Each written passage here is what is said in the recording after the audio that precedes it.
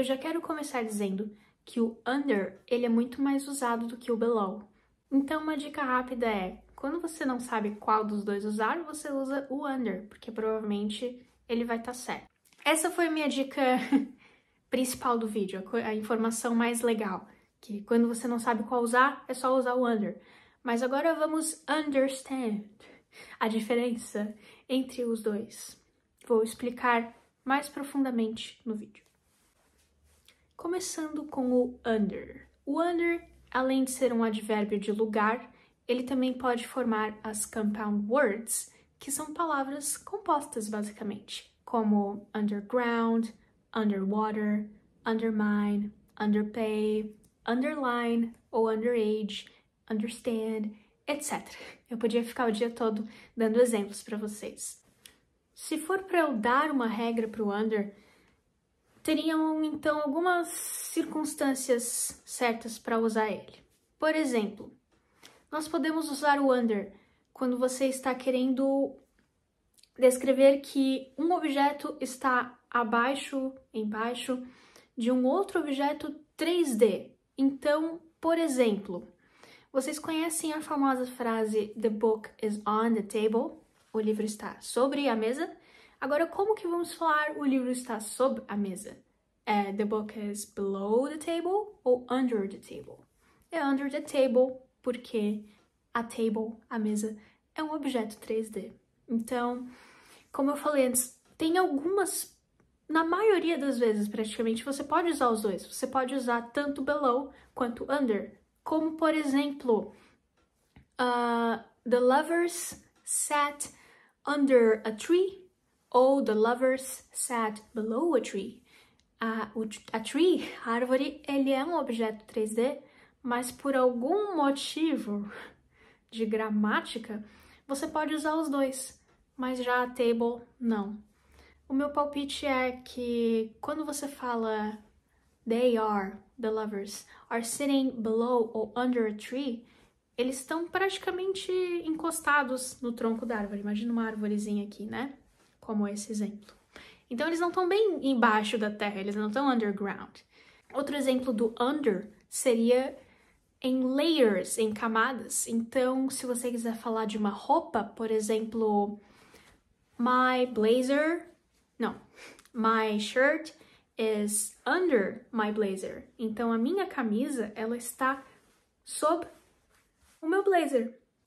Ou também, para o under, nós podemos usar para dinheiro, idade, para números, enfim. Mas não para todos os números. Por exemplo, para horas, para datas, a gente não usa o under, e sim a gente vai usar um advérbio de tempo como before ou after. Um exemplo de dinheiro seria hey, look. Hey, look. He bought a freezer under $100. Ele conseguiu comprar um freezer abaixo de $100, né? Então, esse seria um exemplo de dinheiro. Ou, se não, para idade, there are more and more people under 60 who are getting arthritis. Tem mais e mais pessoas ficando com artrite.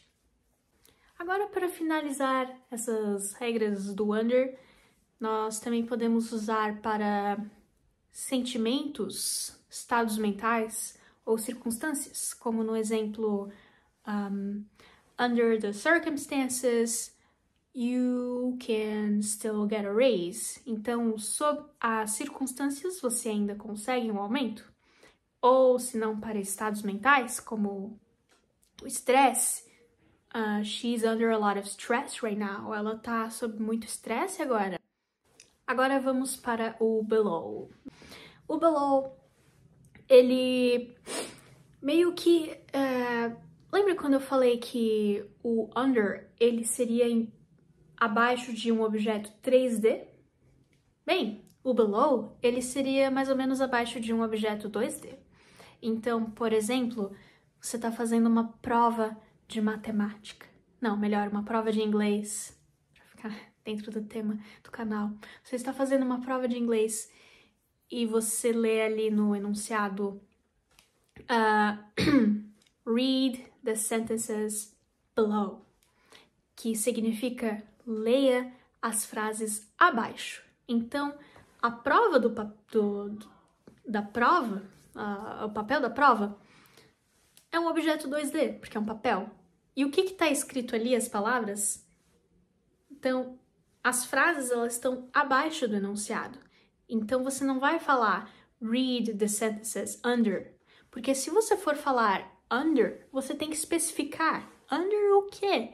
Então, um jeito de usar under até nessa frase para a gente fazer caber seria read the sentences under this text. O below também, ele é muito usado em níveis, em levels, mas em levels do quê? Pode ser levels de um prédio, pode ser os níveis, os andares, porque até no inglês eles falam level para andar, ou se não floor, não é? Então, por exemplo, I live under... Não, é below. I live below ground level. Eu moro no subsolo. Eu moro abaixo do nível do chão, praticamente. Então, I live below ground level ou I live underground. Eu moro abaixo da terra. Ou se não, my neighbor in the floor below is so annoying. O meu vizinho do andar de baixo é tão irritante. Enfim, ou se não, um nível social, por exemplo, she thinks everyone is below her level. Ela acha que todo mundo tá abaixo do nível dela. Ou se não, abaixo do esperado, por exemplo, his son's grades are below average. As notas do filho dele estão abaixo da média. E agora um extra, não tá no título do vídeo, mas eu achei importante incluir o underneath e o beneath. Bem, tem que fazer o som do the com a língua nos dentes superiores, então beneath, underneath é um pouco difícil, tem que fazer o som da cobrinha. Mas enfim, essas duas palavras, elas não são muito comuns, digo, na fala do dia a dia, elas são bem formais, principalmente o beneath.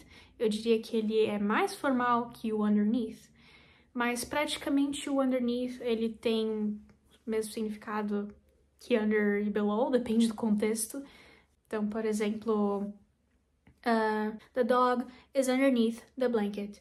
Tá certo também, the dog is under the blanket ou underneath, tanto faz. E já o beneath, ele é bem menos usado e praticamente ele tem o mesmo significado que under também.